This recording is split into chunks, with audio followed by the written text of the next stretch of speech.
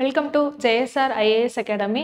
இன்னைக்கு என்ன நம்ம பார்க்க போறோம் அப்படின்னு பார்த்தீங்கன்னா, நம்மளோட தமிழ் சிலபஸ்ல கொடுத்துருக்கக்கூடிய 15 கேள்விகள் கேட்கக்கூடிய தமிழ் அறிஞர்களும் அவர்களோட தொண்டுகள் அந்த தலைப்பில் கீழே வர ஒரு அறிஞரை இதுக்கப்புறம் வர வீடியோக்கள்ல நம்ம பார்க்க போறோம்.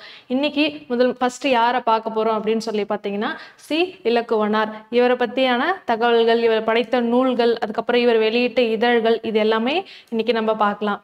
First of all C Ilakkuvanar. இவரோட காலம் என்னன்னு சொல்லி பார்க்கலாம்.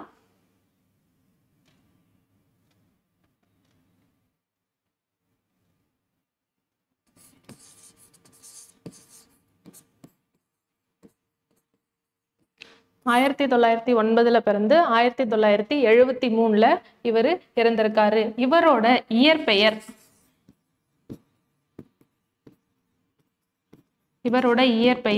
லட்சுமணன்.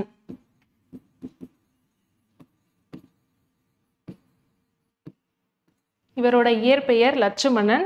இவரை இலக்குவன் அப்படின்னு சொல்லி பேர் மாத்தினது யாரு அப்படின்னு சொல்லி நம்ம பார்த்தோம்னா சுவாமி சிதம்பரனார். இவர் யாருன்னா லட்சுமணனுடைய ஆசிரியர்.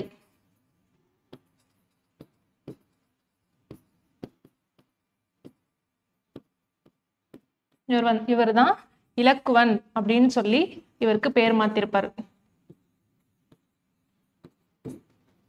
நிறைய அறிஞர்கள் அவங்களோட பேரை அவங்களோட ஆசிரியர் மேல் கொண்ட பற்றுனால நிறைய பேர் என்ன பண்றாங்கன்னா அவங்களோட பேரை மாத்தி வச்சுக்கிறாங்க. அது மாதிரி ஆனா எங்க ஆசிரியரே என்ன பண்ணியிருக்காரு அப்படின்னு சொன்னா தன்னுடைய மாணவருக்கு லட்சுமணன் அப்படின்னு சொல்லி இருக்கிற பேரை தமிழ்ல லக்குவணன் அப்படின்னு சொல்லி பேரை மாத்திருக்காரு. இவரோட பெற்றோர் பெயர்கள்லாம் பார்க்கலாம். பெற்றோர் சிங்காரவேலர்,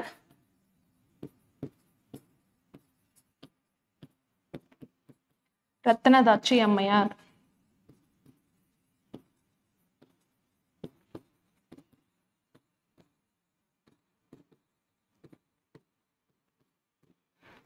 ரத்னதாட்சி அம்மையார் இவர் என்னெல்லாம் படிச்சிருக்காரு அப்படின்னு சொல்லி பார்த்தோன்னா பிஓஎல், எம்ஓஎல், எம்இ போன்ற படிப்புகள்லாம் இவர் படிச்சு முடிச்சிருக்காரு. முக்கியமா இவரோடது இன்னொன்று என்னன்னு பார்க்குறோம் அப்படின்னு சொன்னா இவரோட புனைப்பெயர். இது ரொம்ப முக்கியமான ஒன்று. ப்ரீவியஸ் இயர் கொஸ்டின்ல கேட்டிருக்காங்க. இவரோட புனைப்பெயர் தொல்காப்பியன். நோட் பண்ணி வச்சுக்கோங்க. இவரோட புனைப்பெயர் தொல்காப்பியன். அடுத்துதான் நம்ம என்ன பார்க்கலாம் அப்படின்னா இவரோட சிறப்பு பெயர்கள்லாம் என்னன்னு சொல்லி நம்ம பார்க்கலாம்.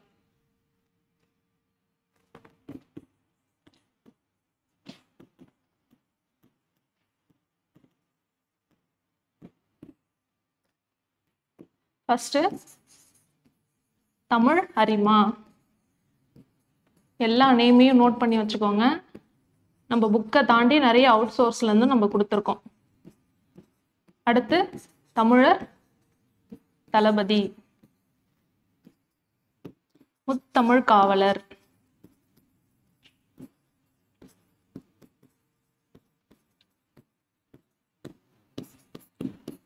பயிர்மொழி காவலர்.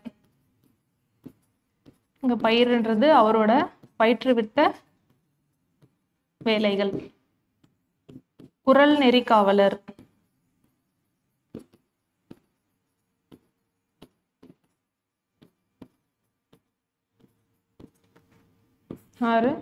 செந்தமிழ் மாமணி.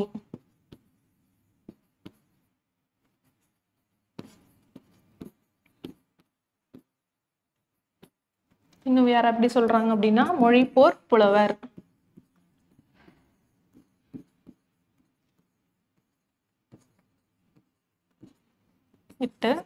இன்னொன்னு முக்கியமா இவர் என்ன அப்படின்னு சொல்லி சொல்றாங்கன்னா தமிழ்த்தானை தலைவன். இது ரொம்ப முக்கியமானது, நோட் பண்ணி வச்சுக்கோங்க. தமிழ்த்தானை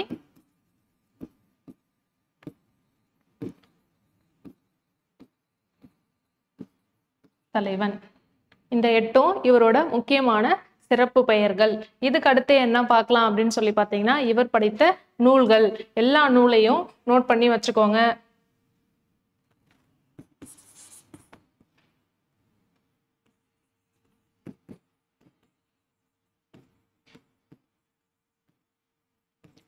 சிறப்பு நூல்கள் இல்லை இவர் படைத்த நூல்கள் எது வேணாலும் வச்சுக்கலாம். ஃபர்ஸ்ட் ஆஃப் ஆல் வள்ளுவன் வகுத்த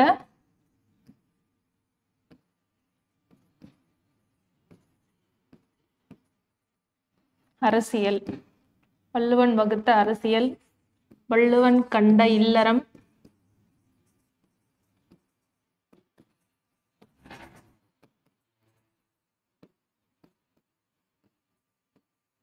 ஹேண்ட் ரைட்டிங் புரியலன்னா கொஞ்சம் அட்ஜஸ்ட் பண்ணிக்கோங்க. தமிழ் கற்பிக்கும் முறை,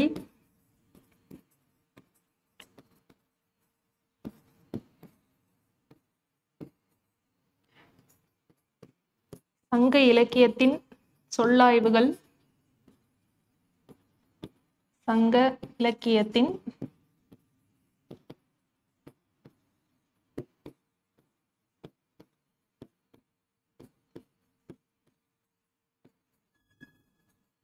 இவர் நிறைய இலக்கிய நூல்கள்லாம் படைச்சிருக்காரு. வெறுமனே இலக்கிய நூல்கள் அப்படின்ற ஒரு தொகுப்பு, இதுல பல நூல்கள்லாம் இதுல வந்து அடங்கும். சரிங்களா? அடுத்து தொல்காப்பியத்தின் ஆராய்ச்சி நூல்,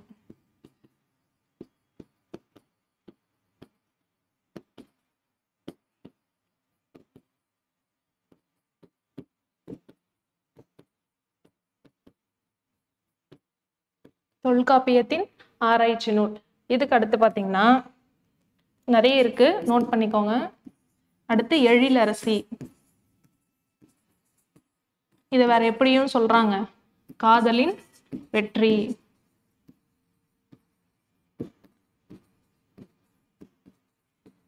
அடுத்து இவரோட ரொம்ப முக்கியமான நூல் அப்படின்னு பாத்தீங்கன்னா மாணவர் ஆற்றுப்படை.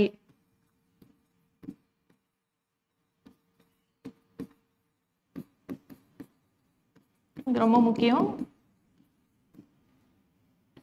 அதுக்கு அடுத்தது துரத்தப்பட்டேன்.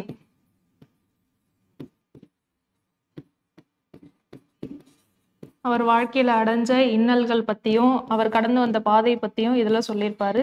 என் வாழ்க்கை போர்.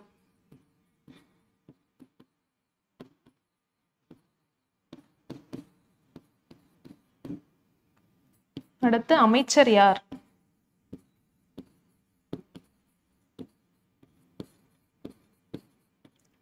அமைச்சர் யார்? நிறைய சமூகம் சார்ந்த விஷயங்கள்ல எல்லாத்துலயுமே வந்துட்டு இதுலதான் குறிப்பிட்டிருப்பாரு. எந்த நூல்னா அமைச்சர் யார் அப்படின்னு சொல்ற நூல்ல. இன்னொன்னு முக்கியமான நூல் என்ன அப்படின்னு சொல்லி பாத்தீங்கன்னா அண்ணாவின் வாழ்வியல். 12வது அண்ணாவின் வாழ்வியல். அதுக்கு அடுத்து இந்த பக்கம் எழுதுறேன் பார்த்துக்கோங்க. 13 கர்ம வீரர் காமராசர்.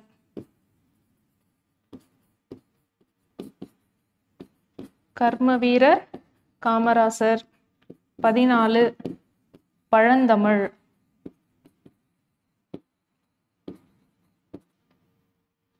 இவ்வளவுதாங்க. இந்த 14 நூல்களையும் கரெக்டா நோட் பண்ணி வச்சுக்கோங்க. இதை தாண்டி வெளியில இருந்து கேட்கறதுக்கு சோர்சஸ் இல்லை, நம்மளே அவுட் சோர்ஸ்ல இருந்து தான் நிறைய எடுத்து கொடுத்துருக்கோம். இந்த 14 நூலையும் தரவா படிச்சு வச்சுக்கோங்க. இதுல மாணவர் ஆற்றுப்படை ரொம்ப முக்கியமான நூல், இதையும் நோட் பண்ணி வச்சுக்கோங்க. அடுத்ததான் என்ன பார்க்கலாம் அப்படின்னு சொல்லி பார்த்தீங்கன்னா இவரோட இதழ்கள், என்னென்ன இதழ்கள்லாம் இவர் வெளியிட்டிருக்காரு, இவர் பேர்ல வெளியே வந்திருக்கு அப்படின்னு சொல்லி பார்க்கலாம்.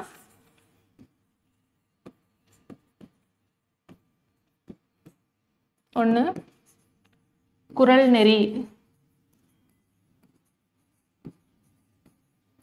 2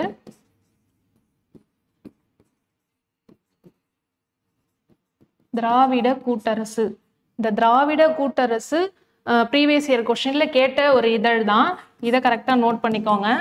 திராவிட கூட்டரசு முன்னாடி கேட்டிருக்காங்க. அடுத்து தமிழ் இலக்கியம்,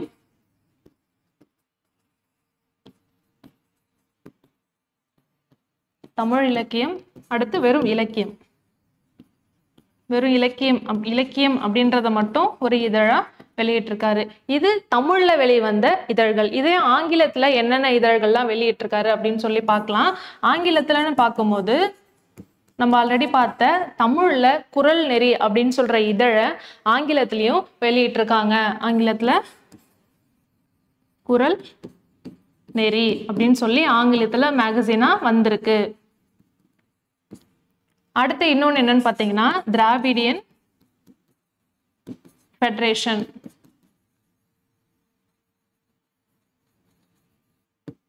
Dravidian federation.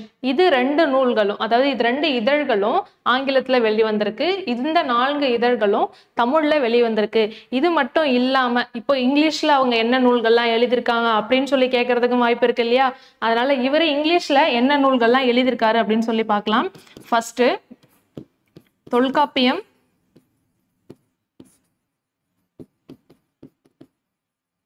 Tolkappiyam with critical studies.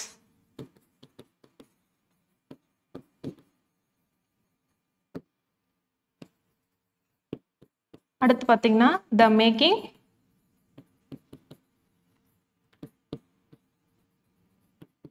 Tamil grammar, the making Tamil grammar. இந்த 2 நூலும் இவர் ஆங்கிலத்துல வெளியிட்டிருக்காரு. இது இல்லாம ப்ரீவியஸ் இயர் கொஸ்டின்ல ஒரு டேர்ம் கொடுத்து கேட்டிருக்காங்க. அது என்னன்னா தமிழ் மொழி வளர்ச்சியும்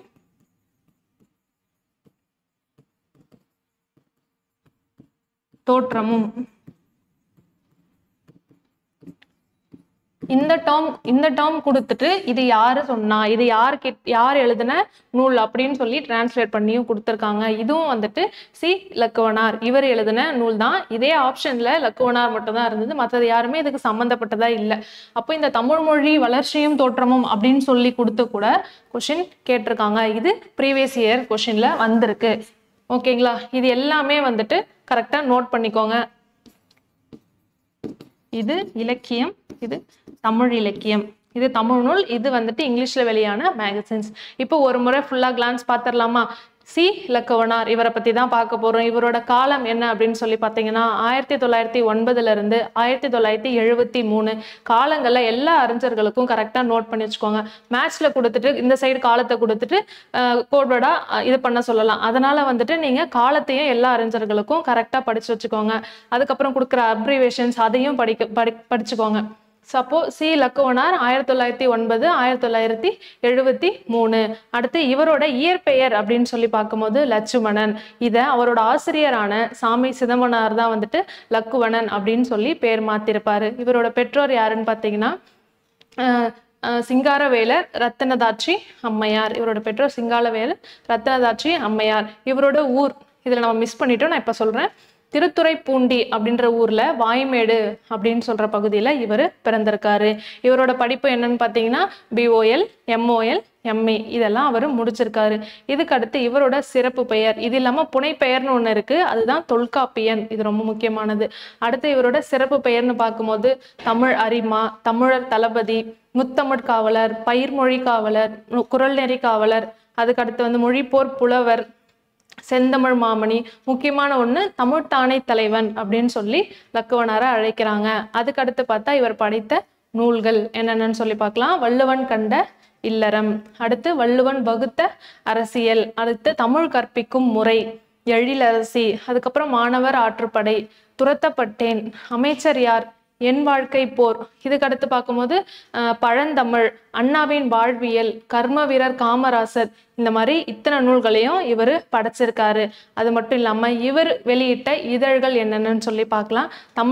தமிழ் இதழ்கள்னு நம்ம பார்க்கும்போது குரல் நெறி, திராவிட கூட்டரசு, தமிழ் இலக்கியம், இதுல திராவிட கூட்டரசு ரொம்ப முக்கியமானது. இதுவே ஆங்கிலத்துல என்னென்ன இதழ்கள்லாம் வெளியிட்டிருக்காருன்னு சொல்லி பார்க்கும்போது குரல் நெறி, தமிழ்லயும் குரல் நெறி வெளியே வந்திருக்கு, ஆங்கிலத்திலையும் குரல் நெறி வெளியிட்டிருக்காரு. அதே மாதிரி திராவிடியன் ஃபெடரேஷன் அப்படின்னு சொல்லி அந்த இதழையும் இவர் வெளியிட்டிருக்காரு. அதுக்கடுத்து பார்க்கும்போது இங்கிலீஷ்ல வெளியிட்ட நூல்களா நம்ம 2 நூல்கள் பார்க்குறோம். அதாவது தொல்காப்பியம் வித் கிரிட்டிக்கல் ஸ்டடீஸ் அப்படின்ற நூலும், த மேக்கிங் தமிழ் கிராமர் அப்படின்னு சொல்ற நூலும் இவர் வெளியிட்டிருக்காரு. இந்த மாதிரி டிஎன்பிஎஸ்சி ரிலேட்டடா இதுக்கு அடுத்து தமிழறிஞர்களை பத்தி ஒரு வீடியோவா நம்ம அப்லோட் பண்ணிட்டு இருக்க போறோம். அதை கரெக்டா நோட் பண்ணி வச்சுக்கோங்க.